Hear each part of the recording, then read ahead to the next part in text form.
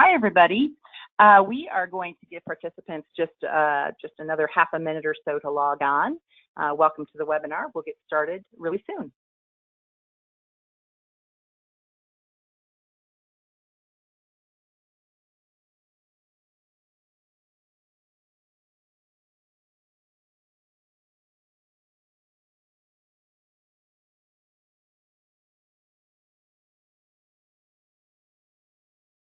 All right, great.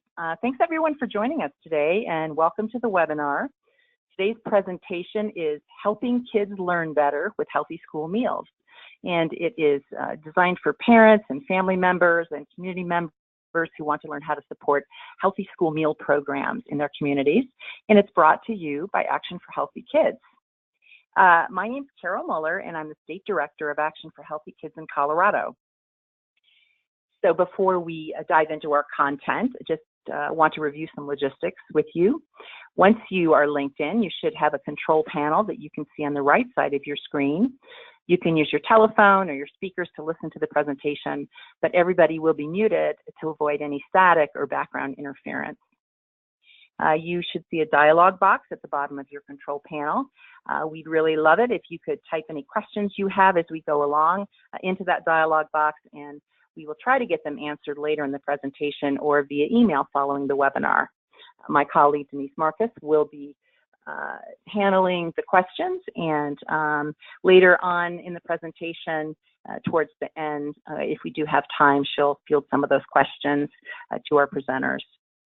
So note that the webinar is being recorded, and links to the recording, the slide handout, and the resources will be sent to you 2 to 3 business days after the webinar. So we have a couple of guest speakers presenting with me today. Teresa Pena is here from Denver Public Schools Food and Nutrition Services Department to tell us about how her district is engaging parents. And also have Allie Howe, who is a parent and school food champion on our state level parent advisory board. She's got the most interesting photo up there on the slide, doesn't she? She's going to talk about how she was able to support healthy school meals in her district.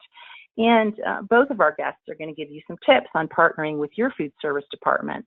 So I will introduce them both later in the hour. So first, I'd like to give you a little background on Action for Healthy Kids. We are a national nonprofit. We fight childhood obesity and undernourishment and physical inactivity by helping schools become healthier places. We are moms, dads, teachers, students, school and community leaders, and health professionals, school wellness experts who've all banded together to create healthier learning environments for our children. And we really feel that everybody has a part to play in ending the nation's childhood obesity epidemic. We were founded in 2002 by former Surgeon General Dr. David Satcher, and today we have more than 130,000 members. We also partner with dozens of professional associations and government agencies and corporations at both the national, state, and local levels. Our goal really is to create school communities where children learn how to make healthy choices and have the opportunity to make healthy choices from the minute they walk in the front door to the minute they leave at the end of the school day. And we offer free programs and educational resources, school grants to implement best practices and policies to increase physical activity and improve the school food environment. Those are our 2 focus areas. So you'll hear me talk about Game On in this program. It's our flagship program, and it's designed as a multi-year framework to help K through 12 schools practice good nutrition and physical activity habits. It's online, there's no cost to use it, and it can be tailored to meet your community's specific needs and resources. The program is organized into 6 steps. And it's designed to guide your school in creating a sound and sustainable school wellness framework. In step 4, called Find Activities, you're going to find over 80 nutrition and physical activity challenges with templates and resources and implementation ideas. And some of the action ideas that we'll talk about today during the webinar can be found in Game On, and you'll see links to those activities on the screen when they come up. And you don't have to write those down. You'll also find them in the slide handout in the follow-up email that we send out. So Parents for Healthy Kids is another great resource that we have that just launched this past fall. It's a collaboration between Action for Healthy Kids and National PTA with funding support from Aldi, a national grocery retailer. Parents for Healthy Kids is an online hub for parents by parents. You can check it out and find tips and tools and inspirational stories about parents who've helped to transform their school culture. Look up hot topics, learn more about best practices and focus areas for healthy schools, and including national school meal programs. So you'll find lots of pertinent information about our topic today. You can use it to connect to other parents across the country and also to apply for our parent grants. So today, our webinar focuses on school meal programs. We created it because we've discovered that what is happening in the cafeteria is often what first sparks many parents' interest in the topic of healthy schools. School meal systems are really complicated. It's hard to know how to go about voicing your concerns as a parent or community member. It's hard to know how to advocate for school meals that are healthy and then ensure all children get the nutrition that they need to be ready to learn and to reach their full potential. And so before I turn it over to our guests in the second half of the hour, I'm going to go over how school meal programs work, who's who in terms of decision making, and what the challenges are that your school nutrition staff face. I'm going to talk about some collaborative strategies you can use to work with nutrition services and steps that you or your parent organization can take to support a healthy school meal program. And then also mention some resources, some great resources out there to help you get started. So throughout the session, I'm going to be talking about the national school meal programs, in particular, the National School Lunch Program and the School Breakfast Program, although really most of the examples are focused on the School Lunch Program.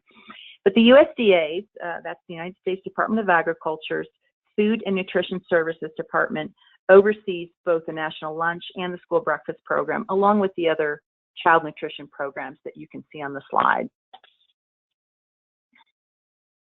So schools that participate in the school meal program, they receive cash subsidies and USDA commodity foods for each meal that they serve. They must offer nutritionally balanced meals that meet federal nutrition requirements, and they also have to offer free or reduced price meals to eligible children. It's important to note that more than 13 million children in the United States live in food insecure homes, and that means that the kids in those families don't always have enough to eat. So these programs are a very, very important resource for them. And so the program includes, it's not just public schools, but nonprofit private schools can also participate. And just a little overview of the reach of these programs. In 2017, 13 million children ate school lunch each day. 4.9 billion lunches were served, and 73.6 of those were free or at reduced price rates. And the cost of those reimbursements to districts, along with the commodity foods that are distributed, the cost of the federal government was $13.6 billion. And similar stats for school breakfast, 14.6 million children ate school breakfast each day, 2.4 billion breakfasts were served, and of those, 85% were free or at reduced rates, and the cost of the federal government, $4.2 billion for the school breakfast program. So many meals and so much money. These programs really do represent an incredible opportunity to ensure that kids are well fed, regardless of their circumstances at home. And this helps to level the playing field when they're in class so that every kid in class is thinking about the lesson instead of how hungry they might be. It's also an incredible opportunity to teach kids about what's important and what we value related to the food we eat. And it's an incredible opportunity to increase academic success. Now, the research shows what can happen when kids aren't eating well. There's a growing body of research showing that skipping breakfast really can hurt kids' overall cognitive performance. And students with a higher quality diet are found to be on task more often. They have higher test scores and attendance rates. Studies have shown that students with lower nutrient intake are more likely to be absent. They're more likely to experience behavioral troubles at school and get poorer grades. So a healthy school meal program can also support classroom lessons around nutrition. It publicly demonstrates a school's commitment to promoting healthy behaviors. And if it's done well, it can create excitement about nutrition. When nutritious foods are presented in a fun and engaging way, students are going to have more buy-in about nutrition in general. So, how does it all work? Well, the national school food system is a complex hierarchy. And changing that system to make it healthier requires an understanding of where the decisions get made and where the authority lies. The responsibilities for school meals stretch from the local school building to the U.S. Congress. You can see some of the entities on the left side of the screen there that have some influence or control. The federal government. Federal government determines the minimal nutrition standards, what the reimbursement and income level requirements are to participate in free and reduced lunches, and what the policies are for the commodity foods. The state government will set state-level regulations if there are any. They administer the nutrition education programs and create academic state-level standards and procedures which may be related. The school board approves the district wellness policy, the district operating budget, and sets priorities for the superintendent. The superintendent and the district administration establish expectations, recommend the budget, and oversees the facilities where the foods are made. And then we get down to more the level we'll be talking about more, which is your food service director and food service staff. Now, the director is going to create and manage the food service budget, going to set the actual menus. Decisions about what foods to serve and how to prepare it are usually left up to the food service director and staff. Director is also going to oversee, procurement of the food and oversee the preparation and market the food to students and families. Don't want to leave out the principal and teachers and school staff. Principal will set the tone for the campus, and that the culture on the campus and how school meals are viewed can really be influenced by the principal and teachers. The principal creates the class schedule usually. Teachers and staff can incorporate food and nutrition into lessons, determine how food is used outside of meals, and model attitudes towards school food. And really important, the teachers are often the first communicators with parents. And last but most important, students and parents, they determine whether or not to participate. And certainly they can provide support and feedback to food service staff. So really we're going to focus on that type of support that they can provide today. So the food service director's job is not easy. It's really important, though, to understand if you're trying to create change and provide support. Your director has to balance the costs of running a food service operation with food and nutrition regulations, with the high expectations of parents and community members, and what is so often the narrow food preferences of so many children. I love that quote that you can see on the slide. It compares the job to a high wire act. The job requires a near microscopic focus on where every cent goes and relentless expert balancing of the nutritional, aesthetic, and financial value of every single choice. And from conversations I've had with food service directors, that really says it very, very well. So let's talk about that budget. Where does the money come from, and how are school meals funded? First, paying students. Parents put money in a child's account, or students pay in cash to the line. And then there are those reimbursement dollars. Schools get federal reimbursement dollars for student meals that qualify for free and reduced price rates, and they also get a small amount for paid student meals and after-school snacks.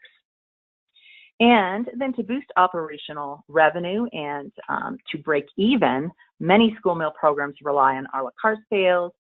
Some provide catering services or contract with community programs like Head Start or child care or elder care centers to supply meals.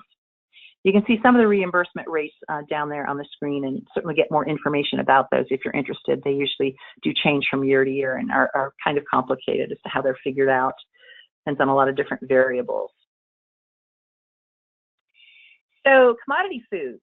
The National School Lunch Program has had a dual purpose really since its inception. And one, it's to feed hungry children, But two, it's to help our agriculture and farming community and to make good use of surplus agricultural commodities.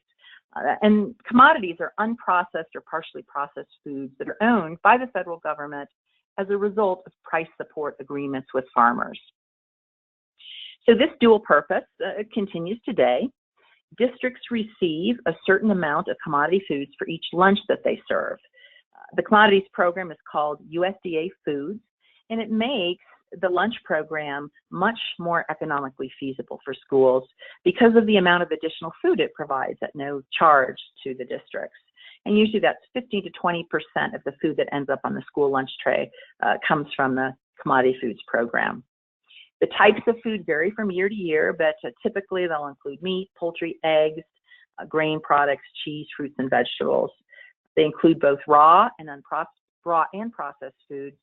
And some of those go directly to schools, and sometimes school districts, though, will send them out to be processed into products that then they incorporate onto their menus. In many cases, school districts have to place their orders for these products as much as a year in advance. So that means that change has to be planned. Menu changes have to be planned well in advance. So for the rest of the food on the lunch tray, how much money do food service directors have to work with? Well, the cost of producing a school meal really differs from one community to the next due to regional variations in food and how much they are, labor and fuel costs, and then local variations in school equipment and infrastructure and contract agreements with vendors. Certainly urban schools, rural schools, costs are going to be a lot different for a lot of those reasons. So with the money that they get from paying students and the federal government together, districts may have $3 to $3.50 more or less to spend on each lunch. And that has to cover equipment, supplies, labor, maintenance, transportation of meals, utilities, and of course the food itself. Every penny has to be very carefully managed. On average, it means that schools spend about $1.25 on actual food for each lunch. So think about that. Think about your own household for a second. How many meals could you prepare for less than $1.25 for your own family?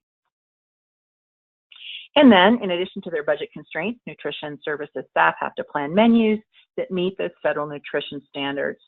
The standards went into effect in 2012 as a result of a legislation called the Healthy Hunger-Free Kids Act. And those standards ensure that both fruits and vegetables are offered every day and that a variety of vegetables are offered in any given week. They ensure that breads and other grain-based foods are at least 50% whole grain. The calories allowed and portion sizes are based on students' ages, and that there are limits on saturated fat, trans fat, and sodium. Now, you can see the note at the bottom of the screen there. Last May, the USDA rolled back some of these requirements for the current school year. And in November, the USDA made a few changes to the regulations for 2018-19, or next school year, easing some of the standards for flavored milk and allowing states to grant exemptions to schools that are experiencing difficulties with finding those whole grain rich products that are acceptable to students. And this is a very real problem. There's not at this point a really good variety of products yet that are being produced that meet the requirements that schools and districts can purchase. The rule also removes additional sodium level restrictions, which were going to go into effect next year. So what's in a school lunch? And some questions we get from parents: why do kids have to take certain lunch foods if they're just going to throw them away? Well, in order for a meal to be fully reimbursable by the federal government, a student has to take 3 out of 5 components that are offered. And that includes at least one fruit or vegetable. So the lunch, the 5 components of a complete school lunch, you can see up there: a milk, vegetable, whole grain, fruit, and a meat or meat alternate. And out of those, the students have to take at least 3. Note, there's a lot of variation in how these standards are being met by districts. Some schools and districts have moved to scratch cooking to meet the requirements, and schools are serving foods that are less processed with fewer additives and artificial ingredients. But there are virtually no regulations around that. Food service directors face rising labor costs. They face a shortage of trained labor, and they may not have the equipment capacity or even the knowledge to prepare meals from scratch. Yet, in these cases, the community may be able to step up, to champion scratch cooking and to help find resources. We think this is really important, and we have a lot of great examples of schools and districts that are doing that, particularly here in Colorado. We've got some great resources, but there are parents and resources all over the country that are available. And one of those is the Lunchbox. This is a program of the Chef Ann Foundation. Chef Ann is Ann Cooper. She's a nationally known school food expert, and she's the food service director at Boulder Valley Schools in Colorado. And the Lunchbox is a website that offers many, many resources to support school districts, to support food service teams to make the transition to scratch cooking. You can find best practices, tools, tips, grants, online training, recipes, and much more. And many of the resources are offered free of charge. So share these resources with your food service staff if you feel that it's appropriate, and they would be receptive. So participation in school meal programs is a primary concern of food service staff. School meals are very rarely subsidized with district funds. They really have to pay for themselves. And when more students eat school meals, food service managers have more resources to improve nutrition. And if kids don't purchase the meals after healthy changes are made, it's more likely that the changes will be rolled back. Not to the point where they don't meet standards, but maybe they become more processed again and more convenience food oriented. So it's really important as parents and community members to help figure this out and help figure out how we can make the healthier meals be more successful. So some of the challenges to student participation. Kids don't have enough time to eat, or they might decide to skip it in order to get out onto the playground sooner. The amount of time kids have to eat depends on the general school schedule. Narrow food preferences. We mentioned that earlier. It doesn't matter how healthy your school meals are if kids don't like them and don't eat them. Less nutritious convenience foods are popular and they're readily available, whether it's from a la carte lines, snack carts, and even outside stores if there's an open campus, and outside restaurants that might be nearby.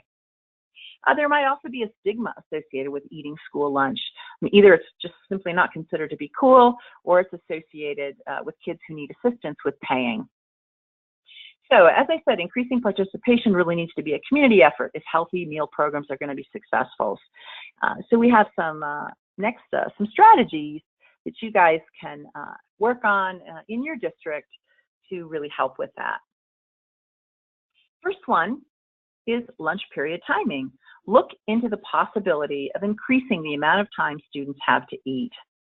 Experts recommend that students be allowed 20 minutes to eat after they arrive at the table with their food. Start by checking to see if your district has any minimum requirements, and then talk to your principal. Typically, it's your principal who controls the school schedule. You want to be aware that administrators can be resistant to this idea because of the many things that they have to schedule into the school day, and also could be due to limited facility space. So if you choose to advocate for this change, you want to do it in a positive, understanding way, and keep in mind that there are a lot of different factors involved in making changes to the school schedule. You can also promote recess before lunch. Kids tend to eat a better lunch if they've already had their time on the playground, leading to less waste, better behavior and performance. Lots of schools are doing this very successfully, although again, some schools resist implementing it due to the challenges associated with the logistics. Again, it requires a major schedule change. So let's talk about the popularity and availability of convenience foods. A la carte items are often sold in the cafeteria by food services in addition to reimbursable meals. Cafeteria managers may consider these foods to be an essential source of revenue, and particularly in districts that receive fewer federal meal reimbursements. This additional revenue from these sources might make it possible to purchase more nutritious ingredients and keep prices on healthier school meals from going up. However, some parents and community members view the availability of these foods as counterproductive to a healthy meal program, particularly if their kids can purchase these items before they finish their regular meal. So if you're in this situation in your school, make your wishes known to your food service department. Some districts will work with parent groups to get more nutritious items on the snack menu, or they might restrict purchases of these items until after students have eaten their healthier school meal. Some also allow parents to opt their kids out of snack cart purchases altogether. Note that all of these items that are on the snack menu, a la carte menu, they all do have to meet federal nutrition standards, and you may have heard those are called smart snacks in school, the rules that govern these foods. However, a lot of them meet the requirements, but they still tend to be processed foods that health advocates may not think are terribly nutritious.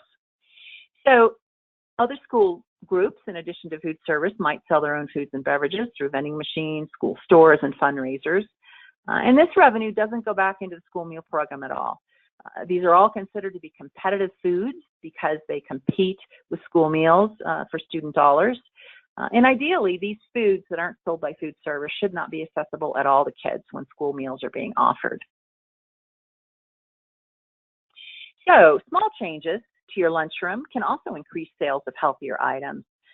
These are a few of the basic marketing strategies that are recommended by the Smarter Lunchrooms initiative that's part of the USDA's Healthier U.S. School Challenge recognition program. Parents can help cafeteria managers go through the entire Smarter Lunchrooms assessment to identify marketing strategies that might work in your cafeteria.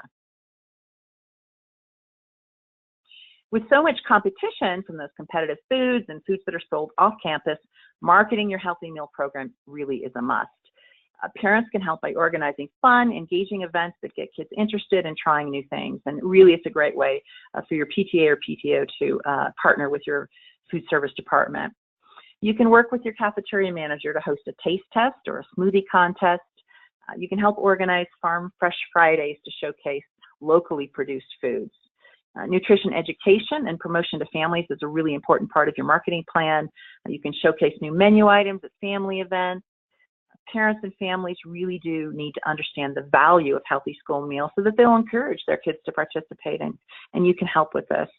And note, there's definitely even value for families that want their kids to bring their own lunches. Even if they're not participating in the program themselves, having a healthy school meal program can help the atmosphere in their students' classes. A student body that's well fed is less distracted in the classroom, and that leads to better learning for every kid in the room. Conducting student focus groups is something that parents can help with to gather input about the program. And think about it, just like adults, kids enjoy eating in a pleasing environment. You can improve the cafeteria experience with new paint, murals, and music, and make the kids, help the kids want to be in the room instead of going outside. So again, the Chef Ann Foundation, they offer a great parent advocacy toolkit, which is designed to educate and activate parents to advocate for better school food. The toolkit will help walk you through the school food landscape. They'll help you to get educated and organized and show you how to take action. You can see some of the topics there on the screen. One of my favorite resources, though, in the toolkit is this template for getting to know your school. One of the most important things you can do to get started is to really learn more about the food itself and the food environment in your own school, and don't just make assumptions from what you've heard. Visit your cafeteria. Eat a meal at school with your child so that you understand the many aspects of the school food program beyond the quality of the food. What are the lunch lines like? What's the process of getting food? Do kids get to choose what they eat?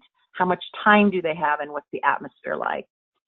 So the Parent Advocacy Toolkit has a list of questions, which you can see up there on the screen, to help you guide that investigation. It'll also help you determine what your own priorities are. You can't change everything at once, and so you really need to pick your battles. Do you want to focus on school gardens or local sourcing or nutrition education? Be aware that smaller changes lead to bigger changes, and they can really help you. Start small can help you be more successful in the long run. Just a couple more tips before I introduce our guest speakers today. I want to point out that change really does take time. It's building focusing on building a really positive relationship with your cafeteria manager and with district level staff can really help create sustainable change over the long term. Being collaborative rather than confrontational is really important. Respect their expertise and assume that their intentions are good, even if you don't always agree on how to get things changed. Many of the people who work in food service at the school level and the district level do so because they want to feed and nourish our children, and it's really important that you honor that when you talk to them. You want to understand the challenges in your particular district, and this is so, so important. Recognize what has already been accomplished and celebrate it. So building a positive relationship with your nutrition services will help you understand and support the process of making school meals healthier. I just want to mention Live Well Colorado. They are a great partner that we have here in Colorado. They provide expertise and resources to districts across the state to move to scratch cooking. And according to Live Well, one of the greatest challenges facing any school food reform effort is shifting perceptions about school food. Parents today have decades of negative associations with school lunch, and today's students often think they prefer chicken nuggets to the real thing. So even as school meals become tastier and more nutritious, folks may not believe it at first, and that's where you come in. School meal improvements take time, but when they happen, spread the word and help market the program if you want it to be successful. You can enlist your kids to be champions and encourage other parents to join the movement. Work on implementing your district wellness policy and improving other areas of the school food culture, like healthy celebrations and rewards and fundraisers. It's really important that the movement for healthy schools not just be confined to the cafeteria, and that we don't put that entire burden on our food service staff. And a great segue then, I would love to introduce our first guest speaker. See if we can get her unmuted. There we go. So Teresa Pena is a Denver native. She's a Denver public school graduate and a Denver public school parent. She's worked in Denver public schools for almost 20 years, first as a member of the Board of Education, and then for the last 5 years in food and nutrition services. She's a passionate supporter of public education, kids, and addressing food insecurity in Denver. And here at Action for Healthy Kids, we've been working with her for the last several years to help engage parents in healthy school meals programming. And so, Teresa, I will turn it over to you. Go ahead and take it away. Great. Thank you, Carol. And I'm really excited to talk with you all. And I think my presentation is just going to touch a little bit deeper on many of the topics that Carol has already covered. Denver is the largest school district in the state of Colorado, and we are also the only urban school district. So I would say that one of our great opportunities is that because we are feeding so many children, our scale is at a level that it actually makes doing some new initiatives more financially feasible. So I can totally appreciate some of our rural school districts not being able to have the same opportunities because their scale is so much smaller, so their break-even points look very different. The other thing that I'd point out is that of our 800 food service workers, we actually have any kitchen that we could have a fully operational kitchen. We are actually making food in that kitchen, which is different than when my kids went through DPS over the last 20 years. But many of our food service workers are also relatives, parents of our students, which we think is a real additional value to have the adult kind of position in that school, but also representing school meals. Over the last several years, some of the key initiatives that we have driven, scratch cooking, seasonal menus, urban farms, and school gardens. Carol, how do I move this forward? I'll move it forward. Yeah, just okay, tell me when. thank you. Go. Thank you. Okay, so our key initiatives, I would say, have not kept up with the awareness from our families.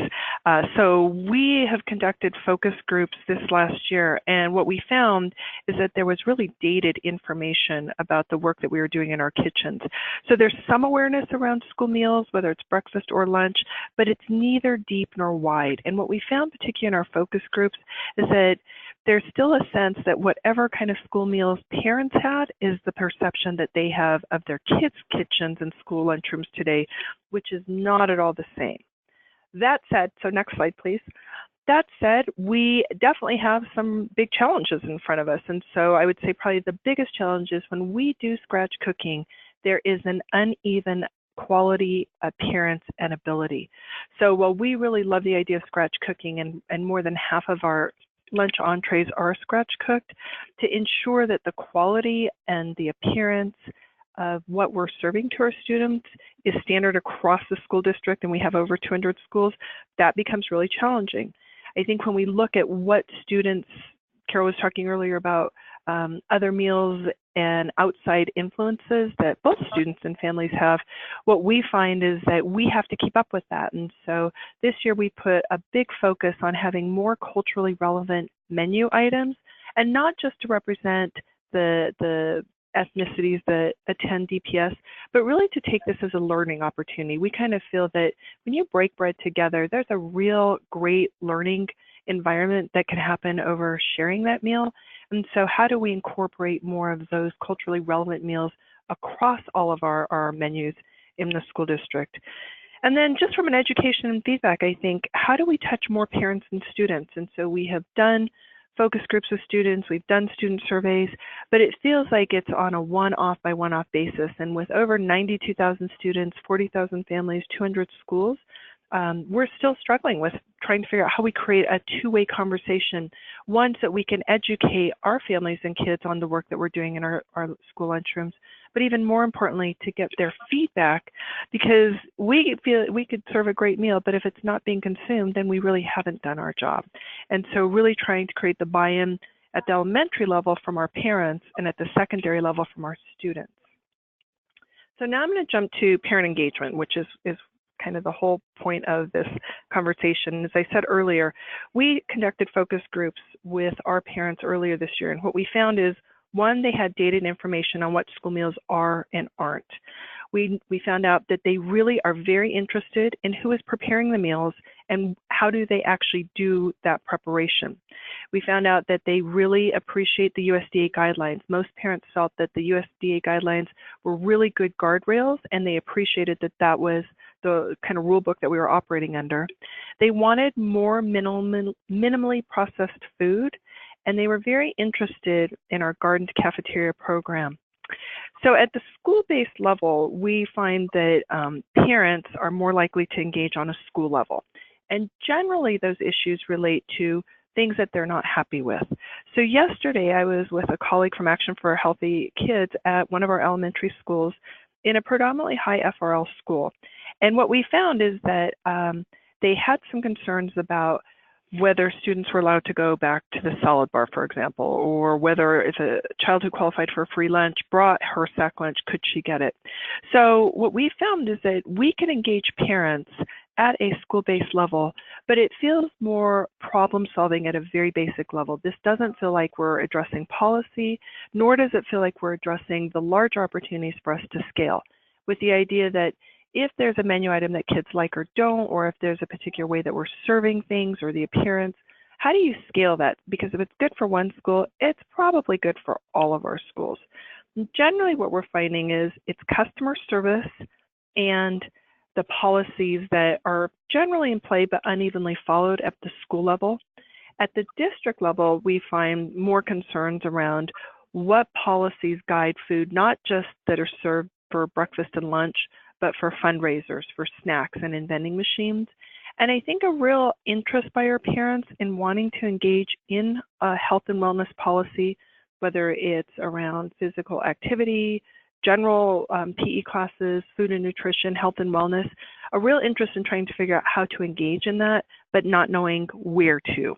So I think that those are all presenting opportunities for us as both a department, but also as a school district, to continue to invite more of that opportunities with our parents. And then my last slide really speaks to, I think, kind of the decision-making that Carol was talking about. And what I really appreciate about our department, Food and Nutrition Services, is that we operate at a very basic level. And so our org chart in food services is an executive director, the area supervisor, and the kitchen manager. It's a rather flat organization. So what that means is that if a parent either had positive or negative feedback, ideally they would go directly to their lunchroom manager and make a suggestion, file a complaint. And if it weren't successfully addressed at that level, to take it to the supervisor and then to even escalate it to the executive director. So I think what that says to me is that this is a huge opportunity to engage parents in making changes. And as Carol said, small changes can lead to larger ones. And so the idea is that in one area of Denver, we had a community group who was very interested in making water more accessible to students in addition to milk. And so on a school-by-school basis, we were able to do some kind of fun things and provide water in a more accessible manner for kids. That has led then to a wholesale change across the district. It didn't rise to the level of policy, but I think it really created this great opportunity and environment to have parents come into our schools, make some suggestions, and when they saw that happen, to continue to engage with us in a very positive, proactive manner. And then finally, just to end, to say that some of the ways that we have started to invite parents, because not every parent feels comfortable going to school. Certainly lots of our parents are working parents. But what we have found kind of one of the best ways to invite parents in is either hosting educational opportunities. Most parents are very interested in knowing, what are you serving my kid for breakfast or for lunch? So just even meeting with 5 or 10 groups of parents at a time and really sharing that, because the chatter then that exists from parent to parent has real great legs underneath those. But the other place where we've had some great opportunities is doing taste tests. So we're at a school where they're taste testing veggies, and what they're doing is they're taking just basic vegetables like carrots or celery, hosting a contest, asking kids to vote on what we want to name those items, and then serving it the following week, and doing drawings and inviting parents to participate, but then also sharing recipes that use those items. And again, I think it just creates a different level of awareness, a more concrete way of engaging with parents, and then a real outcome of trying to increase consumption of, in this case, healthy vegetables. But I would say kind of in sum that I think our biggest challenge is on a school-by-school level. I think we do a really good job of engaging families. At a district level, I think we're struggling to elevate and scale the work and the changes that we find are successful at one school or in one part of Denver across the school district. And much of this work does not really rise to the level of policy. I'm trying to figure out how we could incorporate some of this great work and feedback from our parents and students into changing the policy around our health and wellness in DPS. So thank you, Carol. Great. Thank you so much, Teresa. It is so valuable to hear the perspective of food service. We really, really appreciate that, and also appreciate your partnership. Next, I'm going to introduce Allie Howe. Allie is a parent from Fort Morgan, Colorado. 4 kids call her mom. She completed the Colorado Action for Healthy Kids Parent Advocate Program a few years ago to build her capacity to make changes at her son's school. And that experience really ended up being a catalyst for amazing policy change at her school. Now she's working on district-wide projects. So again, you can start smaller and it will build up. Allie also serves on our state-level parent advisory board, which I mentioned before, in Colorado. And through that, she provides insight for our work and expertise to other parents. So let me turn it over to you now, Allie. Just make sure you're unmuted if you had muted yourself, and you can take it away. All right. Thank you so much, Carol, and thank you so much, Teresa. I love these webinars from Action for Healthy Kids, because no matter how much I've already learned, there's a lot more to learn, especially about how other districts are implementing these great projects. So like Carol said, I got interested in helping support the work of nutrition services when my oldest was 4 years old in a district preschool program. And it's just kind of snowballed from there, thanks to great support from, again, Action for Healthy Kids and other organizations. So what I want to share with the group today are 2 different ways that I've been able to support nutrition services here in Morgan County. So Teresa, when you showed the slide with all the numbers for DPS, I had to laugh because we have 5 total elementary schools and 1 early childhood building and 1 middle school and 2 high schools. So I'm just going to offer a perspective from a really small rural school district and how change looks there. So one thing that's really common for both DPS and Fort Morgan School District is that initial conversation you have with nutrition services staff. And I loved Carol's slide that was talking about you need to stay away from confrontation, and just every initial conversation has to be about support. How can I support the work you're doing? And so that's how it started with me in Fort Morgan.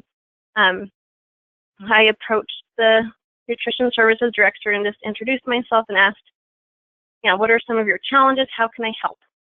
And that was a really amazing catalyst for building relationships, because building relationships is really how this work grows. And the first thing that I did was introduce her to Live Well Colorado, which Carol mentioned previously, which is a wonderful organization that helps provide technical assistance to nutrition services staff. And as she was engaged with Live Well Colorado, she wanted to show off the work that she was doing with all of her staff with their school food initiative, where they come and they help teach your staff about from scratch cooking and how to really promote those new recipes. So she asked me to help create an event where we brought local press, and we invited members of the school board and administrators. So I just created really nice invitations, wrote a press release, and invited all those people, and we got a couple of them in that photo on the slide. So our nutrition services director is there on the left with a cute short curly hair, and the one at the far back is our superintendent. And I don't know if he'd ever eaten a school meal before we invited him for that event. So it was really fun to have press coverage and to really just help Carol and her staff feel supported and recognized for these really big changes that they were making with the school food initiative. So the big ways that I supported with that event were to write the press release and then make the invitations and really follow up on inviting school board members and administrators. So next slide, please, Carol. So that was one of the ways that I supported. The next way that I supported Carol was applying for a grant. So one of her dreams was to have salad bars at the elementary schools. And up to this point, we had never had elementary school participation in having a salad bar. So just like we learned earlier with Carol's slides, that every penny is really pinched when you're in this industry. So we looked to the resource from Chef Ann Foundation, and it's called Salad Bars to Schools. And one of the areas that I could support her was doing the writing and the research for this grant. So, and it wasn't a really complicated grant, but it still took something off of her plate, because she, manages a lot of other really complicated things. So that was some way that I could support her with, to do the writing for this grant. And the picture on the bottom left shows us. We did a little selfie after we submitted the grant, because we were really excited, because we had never done a grant from the school district before. So I love that picture, because I just love looking at Carol and knowing that she's got someone who's got her back. So we did receive full funding for all of our elementary schools to get the physical equipment for the salad bars, and that included, some special like chilling pads that go underneath the fresh produce, and tongs, things like that. So it was really wonderful that Carol didn't have to have that come out of her budget, and it came from the grant.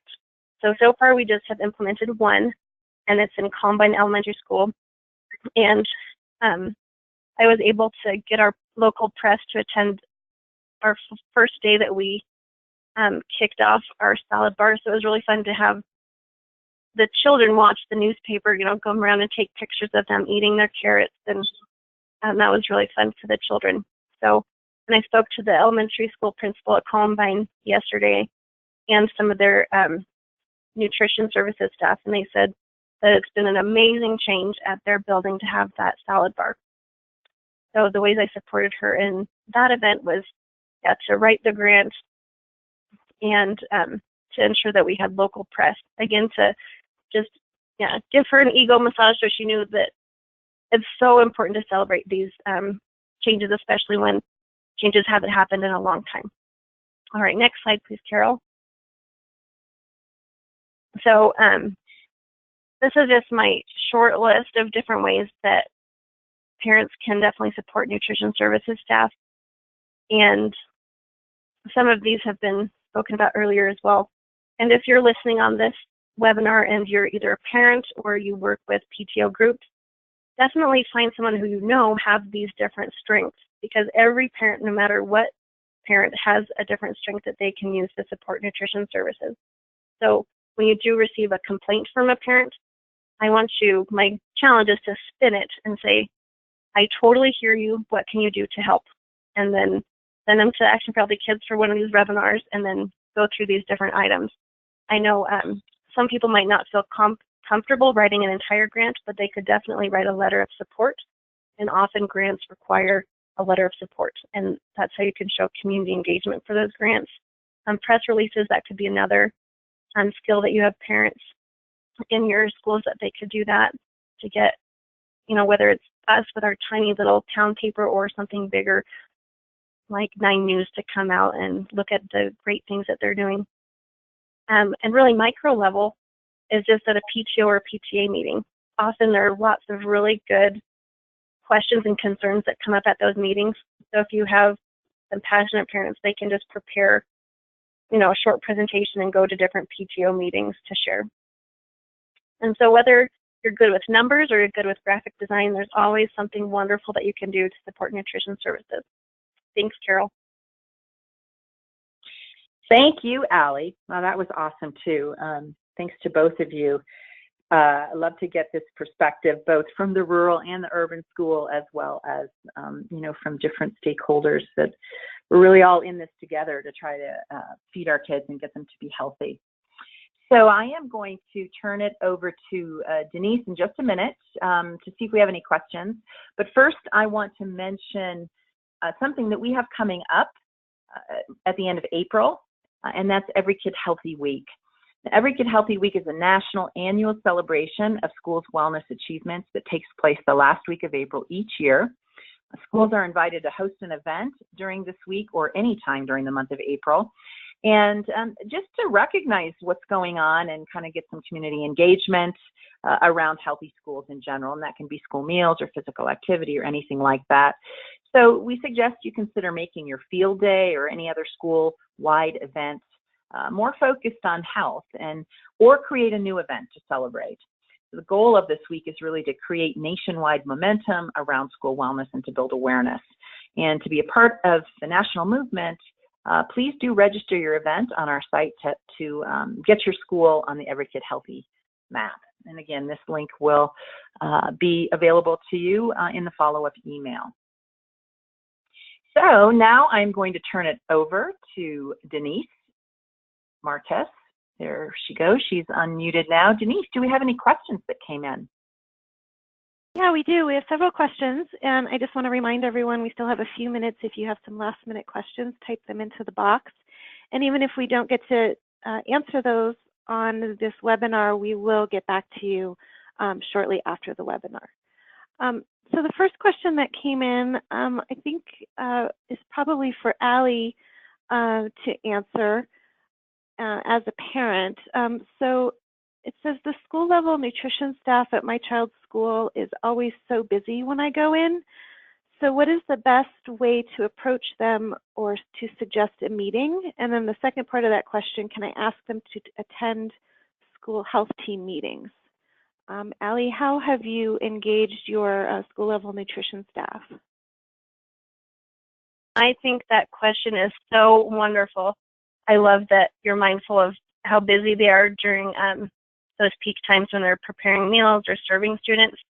So what I found when I was working with one of our buildings, I would just go in kind of after the breakfast rush was over, because they served breakfast in the classroom.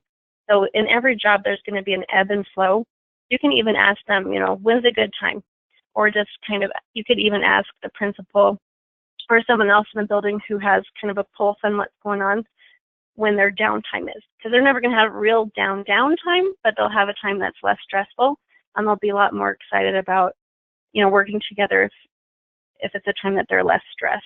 So I love that part of your question. And I do think that they're all really passionate about their work. If they were given an invitation to be on the health and wellness team, I think they would definitely, if they couldn't do it, they would find someone on the staff that could represent. Because from my experience, when I've had really good, heartfelt conversations with our nutrition services staff, that they often feel left out, especially from those types of decision-making groups. So I think it would be a welcome invitation, just as long as you ask them they're not, in the middle of a mad lunch rush. Yeah, right. That's a great way to approach it. And Teresa, I don't know if you have anything to add, kind of from the nutrition services side of things. Is the nutrition staff, do they have time to attend additional meetings? How do you do that in DPS? Let's see if she's unmuted. Let's unmute her. Let's unmute her so she can talk. Okay, Teresa? So it's a little bit trickier for our lunchroom teams because they're paid on an hourly wage basis, and they're starting their day generally at 6, and usually these meetings are at 4 or even after 6. However, our supervisors would be more than willing to attend those. And again, I think our interest is if it's good for this one school, it's probably good for a lot. So having our supervisors do it, and they're covering anywhere from 12 to 20 schools, is actually a great way. So the short answer is we would love our team to participate in those whenever we're invited. Great.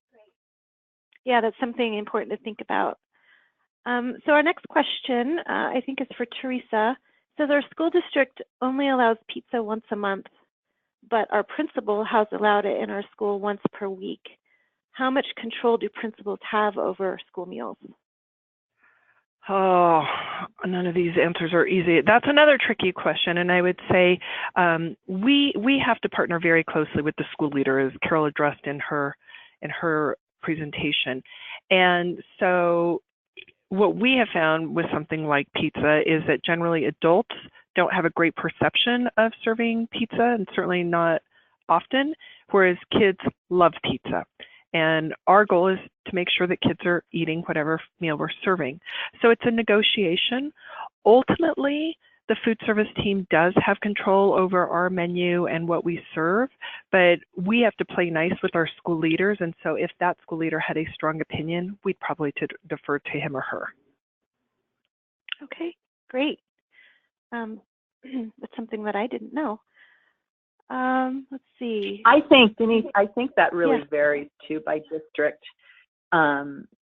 Even here with the districts we've worked with, I think there's a lot of variation in where decisions are made on, and how much control a principal may have or may not have. So you just got to, kind of ask those questions in your own situation. Mm-hmm. Yeah, that makes sense. So my child never has, and I think, Carol, you kind of already touched on this, never has enough time to eat, usually only 5 minutes. Don't schools have to allow a certain amount of time? Oh, boy.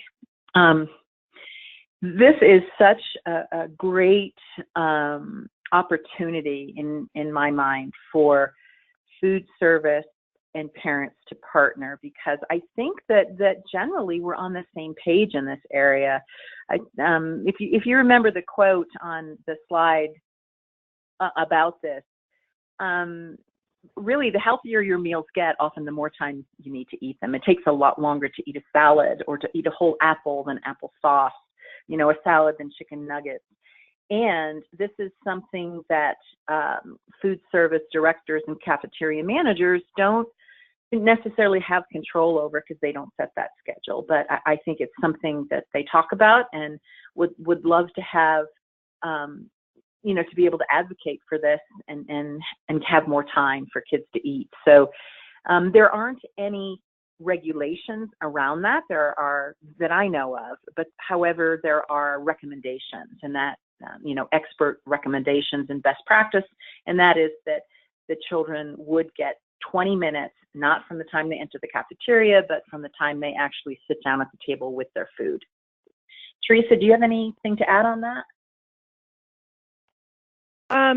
So we've actually had a few community groups who have shared the national research and the best practices, which is breakfast or recess before the bell, and that you have at least 30 minutes for a child once they get their hot lunch tray to when the bell rings. I would say that there's probably 5 of our schools in DPS that are adhering to that best practice. And it's because, as you said earlier, Carol, the principals set that daily calendar, And there's such a push for more reading, writing, and learning, at least in our district, that every minute is really precious. So it's the right thing to do, and it's a really hard trade-off.